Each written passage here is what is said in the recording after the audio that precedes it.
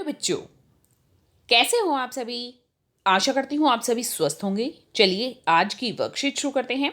आज डेट है 26 मार्च 2022 और SCERT द्वारा दी गई वर्कशीट नंबर 55 हम करेंगे, जो इंग्लिश सब्जेक्ट की है और क्लास 4 के लिए है। यहाँ साथ में आप अपना सेक्शन लिखिए, A, B या C, जो भी आपका सेक्शन है। रीडिंग कैंपेन का वीक 10 है, जिसका थीम है अ फैमिली ट्रिप। यहाँ आपको अपना नेम और यहाँ अपनी टीचर का नेम फिल करना है। Good morning students, let us read about a boy named Nannu who is going for a trip with his family. Let us read about his trip. Answer the questions given in the box. Good morning प्यारे बच्चों। चलिए आज एक लड़के के बारे में पढ़ते हैं। उस लड़के का नाम है नन्नू। वो अपनी फैमिली के साथ एक ट्रिप पर जा रहा है। चलिए आज उसके ट्रिप के बारे में हम पढ़ते हैं। ये पूरा ट्रिप के बारे में पढ़ने के बाद आपको जो नीचे क्वेश्चंस दिए गए हैं उनके आंसर्स देनी है।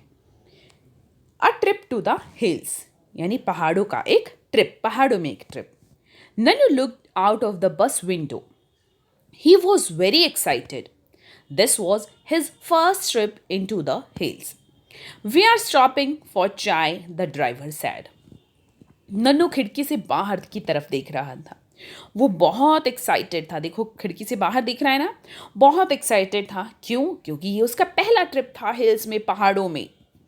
फिर बस का जो ड्राइवर है वो कहता है कि हम यहाँ पर चाय के लिए रुक रहे हैं, यानी हम यहाँ पर चाय पियेंगे। Everyone got down and went to a tea stall. Now Nannu could look around properly. He saw hills on all sides. They were full of tall trees. तो क्या है, सभी बस में से नीचे उतर गए और जो टी स्टॉल है, टी स्टॉल यानी चाय का स्टॉल, उसकी तरफ चले गए। फिर नन्नू ने बहुत आराम से अपनी चारों तरफ देखा। क्या देखा उसने? पहाड़ देखे, और वो जो पहाड़ है उनके आसपास बहुत सारे लंबे लंबे पेड़ थे। पापा, इज दैट अ क्लाउड? तो नन्नू पूछता है यहाँ पर अपने पापा से, पापा क्या वो क्लाउड है, बादल है?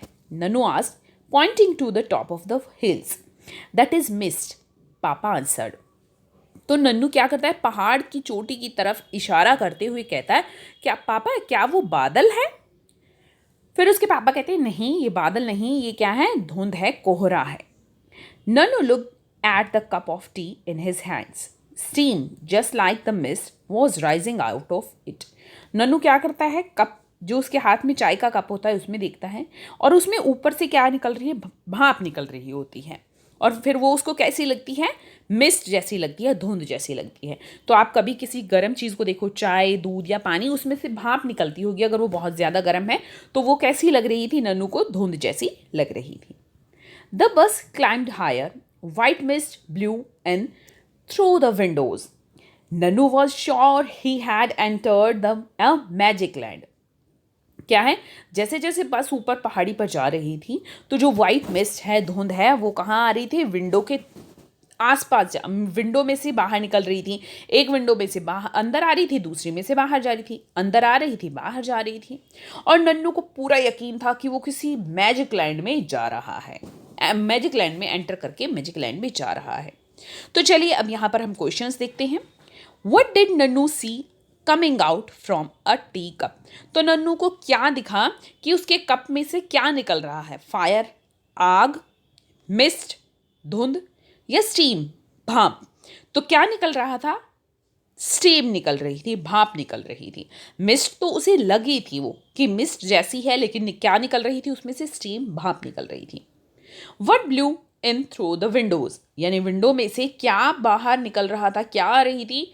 वाइट मिस्ट, सफ़ेद धुंध, वाइट क्लाउड्स, सफ़ेद बादल, या वाइट स्टीम, सफ़ेद भाप? तो क्या निकल रही थी? देखिए, वाइट मिस्ट, सफ़ेद धुंध। आगे देखते हैं, सर्कल द वर्ड।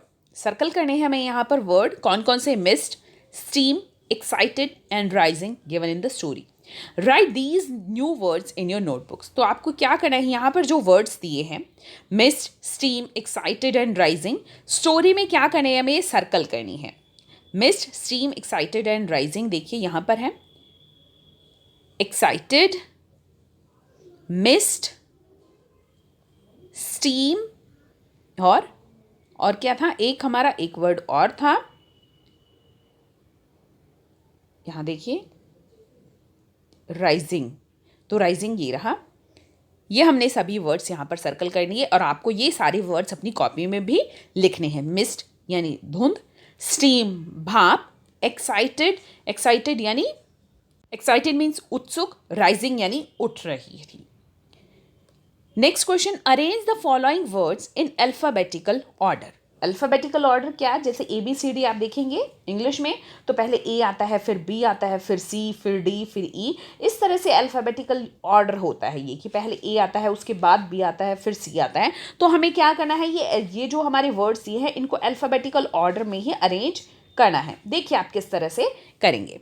सबसे पहले है स्टीम, स्टीम यानी भाप, किससे शुरू हो रहा है, S से। मिस्ट M से, प्रॉपरली P से, एक्साइटेड E से, विंडो W से, स्टीम S से, ट्रिप T से। तो देखिए सबसे पहले इनमें से क्या आता है, SM, हम यहाँ पर लिख लेते हैं SMPEWST। तो ABCD में अगर हम सबसे पहले देखेंगे तो क्या आता है इनमें से E, तो हमने लिख लिया एक्साइटेड। E के बाद इनमें से देखिए क्या आता है, हम यहाँ पर ऐसा करते हैं साथ साथ ABCD बोलकर देखते हैं। A नहीं है, B C D E आ गया, F G H I J K L M। अब M है तो क्या आएगा, मिस्ट, ठीक है। MNOP, P से प्रॉपरली, QRS, S से स्टीम। अब देखिए यहाँ पर S से हमारे दो वर्ड है, स्टीम स्टीम है वैसे दोनों, तो हम एक स्टीम ही लिख लेते हैं। S के बाद T से है हमारा ट्रिप, और फिर W।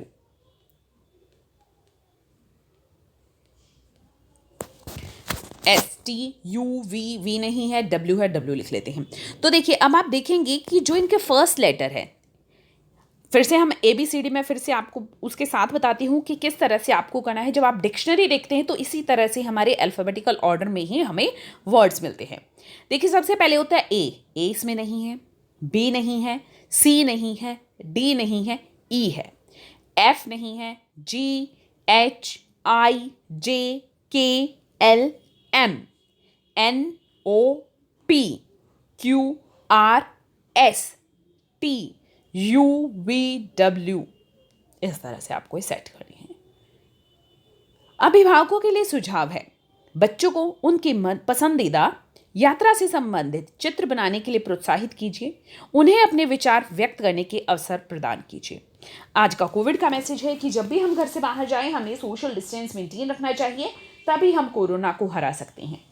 आज की ये वर्कशीट यहीं पर ख़त्म होती है। अगर आपको वीडियो पसंद आई है तो लाइक कर दीजिए, अपने फ्रेंड्स के साथ शेयर कीजिए और चैनल को सब्सक्राइब कर लीजिए ताकि आगे आने वाली वर्कशीट आपके मिस ना हो और आप अच्छे से अपना काम पूरा कर सकें। फिर मिलते हैं एक नई वर्कशीट के साथ, तब तक के लिए अपना ध्यान रखना। धन्यवाद।